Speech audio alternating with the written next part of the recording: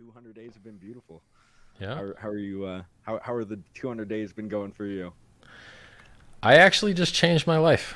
So Really? it's really, yeah, like I haven't told anyone about it yet. Um, but this was maybe a week ago. I decided I would change my life. So, I've always said to you guys,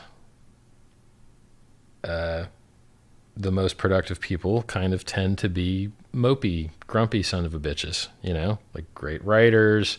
They're tearing their, bodies apart. They're just like the people that are driven to greatness oftentimes are driven there by necessity because they just otherwise feel terrible. And I know that there's this class of people that can be productive while being joyous, while enjoying the path and all that. So I had a wonderful, amazing experience.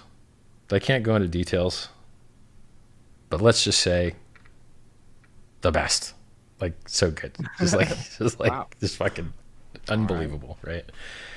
And then I was depressed after.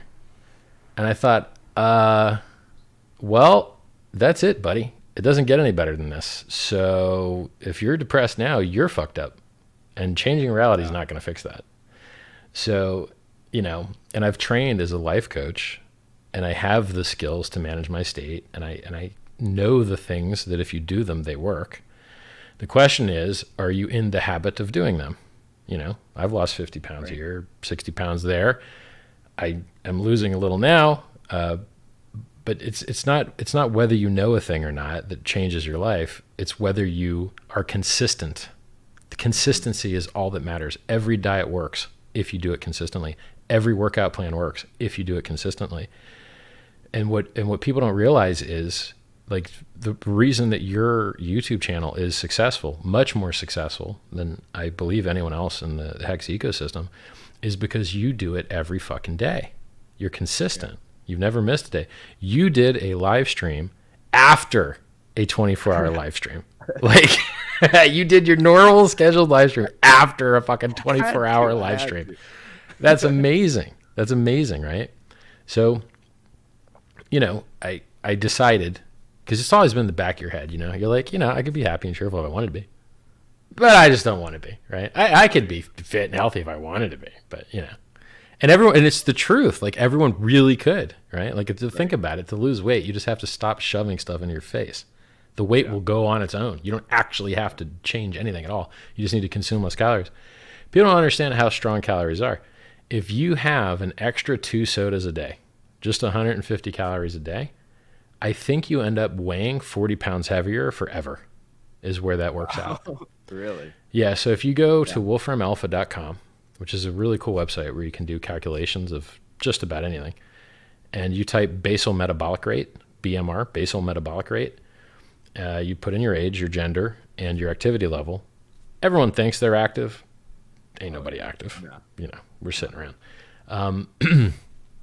You see, like me, I'm probably burning like 2,000 calories just sitting still at my size and age and gender. And then if I move around a bit, you burn like an extra 500 or 600 calories. Right. So then you plug in the math, right? And then you're like, all right, well, let's just say that I ate an extra 300 calories a day. And then your weight just jumps up, like skyrockets. Yeah. Yeah. So you can sit there and screw around with it and be like, oh, look how strong these calories are, right?